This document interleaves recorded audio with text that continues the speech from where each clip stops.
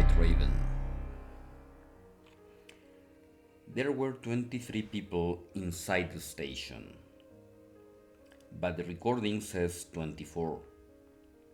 And the most terrifying part isn't discovering who the 24th person was. It's discovering that he was never inside the station. The 24th voice, Lucas stood completely still. Two children were standing outside his repair shop. Both were 8 years old. Both had his face. Both wore the same old blue sweater Lucas remembered from the summer of 1989. One was crying. The other was smiling.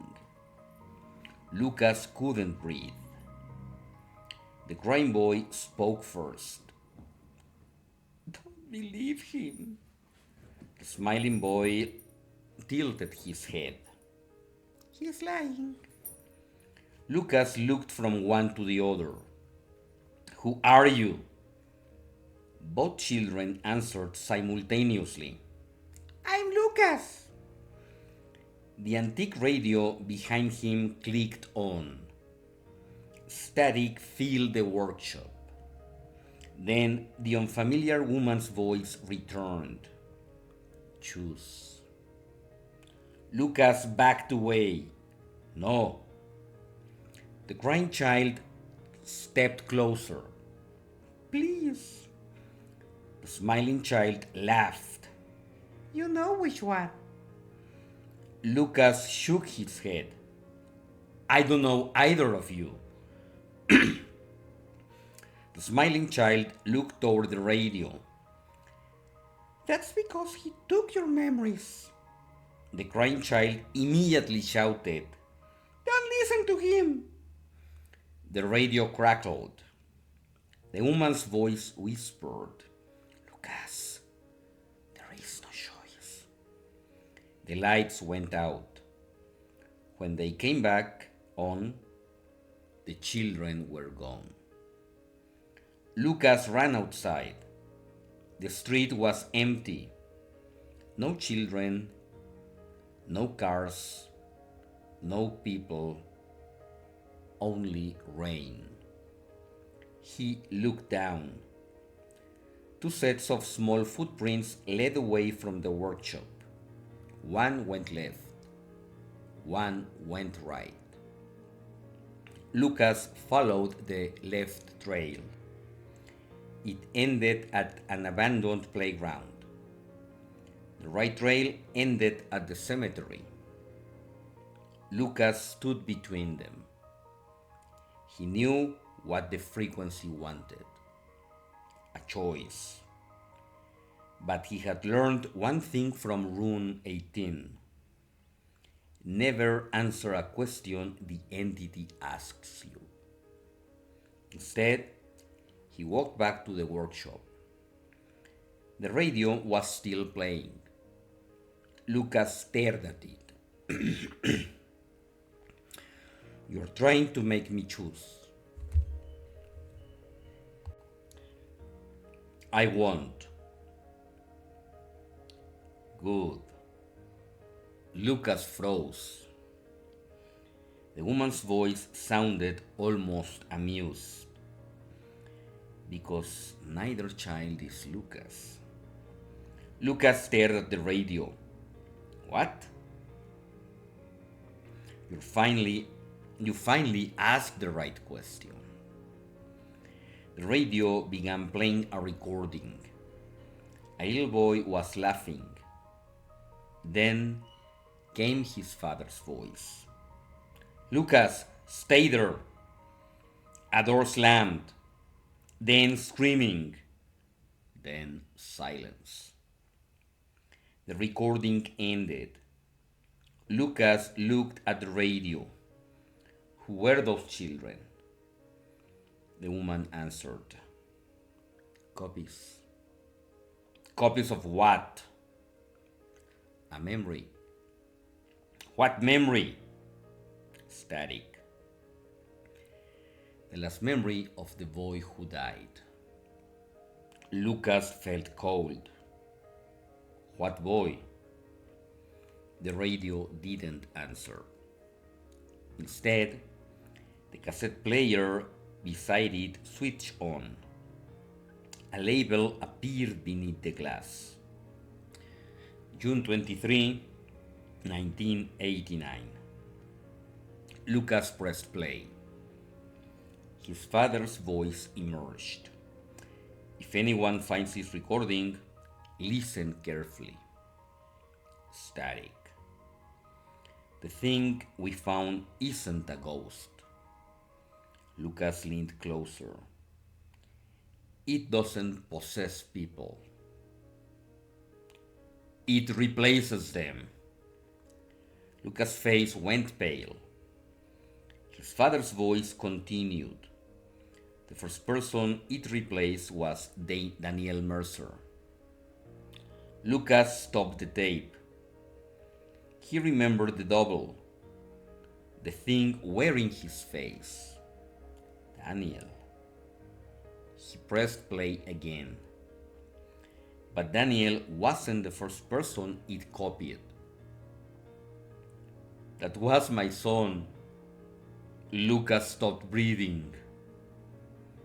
The tape continued. The entity copied Lucas before the fire. Lucas whispered, "That's impossible." We didn't know which child was ours. The recording became distorted. One of them was real. The other was the frequency learning how to become him. Lucas closed his eyes. He remembered his father looking at him, terrified, confused, trying to decide. His father had whispered, "Which one are you?" Lucas suddenly remembered something else, a detail he'd forgotten for 37 years. The boy who was crying, the boy who was smiling, neither one had called his father Dad. They had simply called him Father. Lucas opened his eyes. That's why. The radio clicked. Why what? Lucas stared at it. They weren't children. They were memories. The workshop door opened. The crying child stood outside. Lucas didn't move. The boy whispered, "Please let me in." Lucas shook his head. "You're not real." The boy's face changed. For an instant, his features became distorted, then normal again. "Of course I'm real." Lucas stepped closer. "What was my father's name?" The boy answered immediately. "Thomas." Lucas froze. That was correct. "What did he call me?" "Lucas." Wrong. The child stared at him. Lucas whispered, "He called me Little Raven." The child's expression changed. He smiled. "That's right." Lucas backed away. The boy's smile became wider. "I remember now." The radio screamed. The boy's face flickered. For a split second, Lucas saw something underneath it. Not a child. Not a human face. Something smooth and black. Then the child whispered, "Do you remember me now?" Lucas slammed the door. The thing outside began pounding. Lucas ran into the back room. The radio followed him. It was now sitting on the floor. He had left it on the workbench. The woman spoke. You shouldn't have tested the memory. Lucas stared at it. Who are you? I was the first voice. Lucas stared at the speaker. The first? Before Daniel, before the others, before everyone. Lucas felt his stomach tighten. Who were you? The voice whispered. Your mother. Lucas stepped backward. No. You never knew your mother died in the fire. Lucas shook his head. She died years later. That's what your father told you. Lucas felt dizzy. He remembered his mother's funeral, the photographs, the coffin, his father's hand on his shoulder. But something didn't fit. He remembered looking at the coffin. He remembered the flowers. He remembered the rain. He didn't remember seeing his mother's face. Not once. Lucas whispered. Where was she? The radio answered. Inside room 18. Lucas drove to the cemetery. Rain hammered the windshield. He found his mother's grave. The stone was covered in moss. He wiped it clean. Elena Hale, 1958-2001. Lucas stared. Then noticed something underneath the date. A small symbol. A circle crossed by 3 lines. The same symbol from the notebook. The same symbol he'd seen inside room 18. Lucas pulled out his phone. He photographed it. The screen immediately distorted. A voice came through the speaker. His mother's. You found me. Lucas dropped the phone. It continued speaking from the ground. I've been waiting. Lucas stepped backward. You're not my mother. You still don't understand. The grave began to crack. Lucas ran. He returned to the repair shop before sunrise. The radio was gone. For the first time, there was silence. Lucas sat down. He was exhausted. He looked at the clock. 5:58 a.m. He closed his eyes, just for a moment. When he opened them again, it was 2:13 a.m. But the room was different. The walls were covered with radio equipment. The ceiling was blackened. The floor was covered with ash. Lucas recognized the place immediately. WCRP 89.7 FM. He was back inside the station, but this time there was no fire, no dead bodies, no room 18. The studio was completely intact. A microphone stood in front of him. A red light came on air. Lucas heard footsteps behind him. He turned. His father stood in the doorway, alive, young, exactly as Lucas remembered him. Lucas' eyes filled with tears. Dad? His father smiled. Hello, little raven. Lucas couldn't move. You've been waiting for me, his father nodded. 37 years. Why?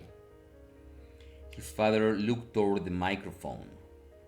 Because you finally remembered. Remembered what? His father stepped closer. That you weren't the one who were trying to save. Lucas stared at him. What? His father whispered. You were the one we were trying to contain. Lucas backed away. No. His father continued. The frequency didn't enter the station. Lucas shook his head. You told me it did. I lied. Why? Because I couldn't tell you the truth. Lucas stared at him. His father pointed toward the microphone. You weren't infected. Lucas swallowed. Then, what was I? His father whispered. You were the transmitter. The microphone crackled. Lucas heard hundreds of voices. Then one voice rose above the rest. His own. Say your name. Lucas covered his ears. His father grabbed his shoulders. Don't. Studio lights exploded. The walls began shaking.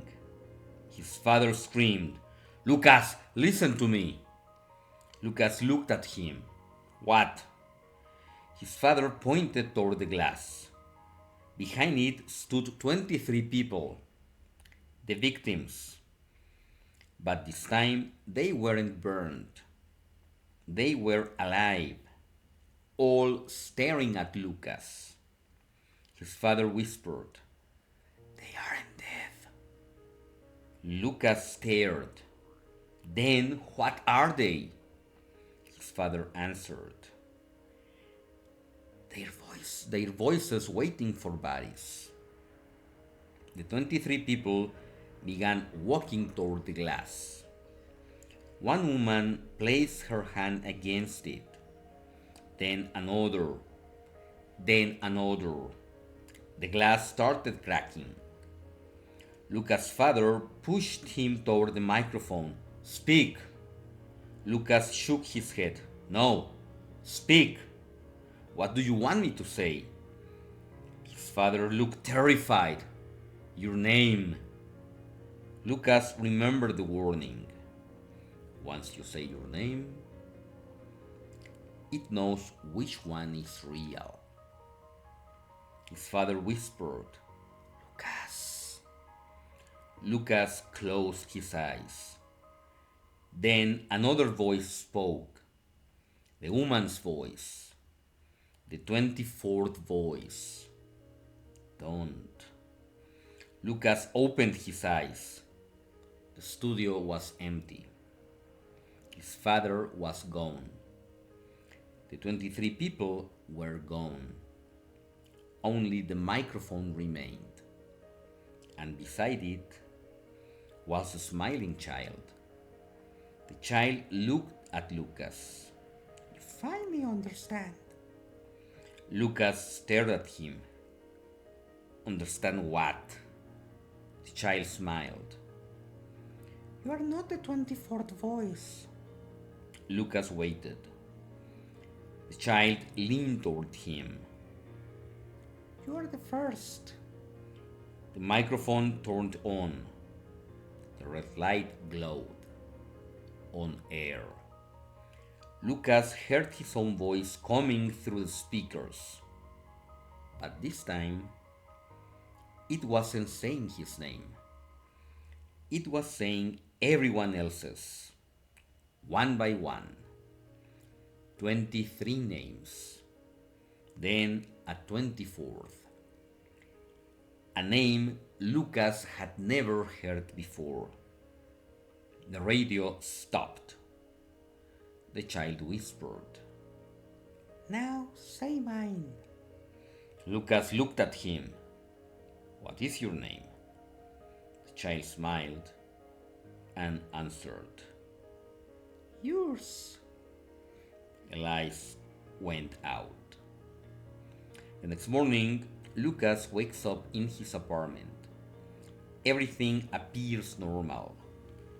He checks the clock. 7:42 a.m. No radio, no room 18, no voices. He begins to believe it might finally be over. Then he receives a text message from an unknown number. There is only one sentence. "Thank you for giving me your name." Lucas stares at the screen. Another message arrives. This one contains a photograph. It's a picture of Lucas sleeping in his apartment, taken that morning. Lucas looks toward his bedroom. Nobody's there. Then his phone rings. He answers. His own voice whispers, "Don't go to work today." Lucas asks, "Why?" His voice answers, "Because I am already there." The call ends. Lucas looks at the clock. 2:13 a.m. And from somewhere across town, every radio turns on. Well, we are now getting more intel about this crazy and strange radio and what happened in 1989. Thank you for listening. This was The White Raven. If you like the story, please hit the like button, subscribe to the channel, turn on the notifications. If you have a story and you would like it narrated here, send it to thewhiteravenstories@gmail.com. Share the story with someone you think might also enjoy it. This was The White Raven. Till next time.